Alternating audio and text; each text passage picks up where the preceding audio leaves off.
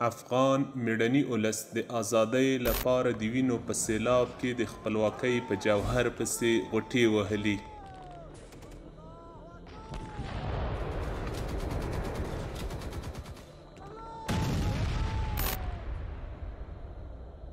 او بالاخره یې د ظلمونو او وحشتونو په اوج کې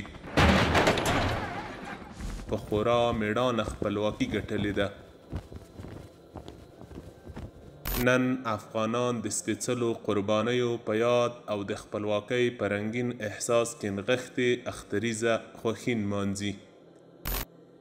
الهدا خبري او اطلاعاتي رسنیزه اداره هڅه کوي ترڅو واقعیتونو او پرمختګونو ته د حقیقت په ترازو کې داسې رونق ورکړي چې د ځورېدلي ولس پر شونډو لکه د ازادۍ اختر د خوشحالۍ تصویر انځور کړل شي.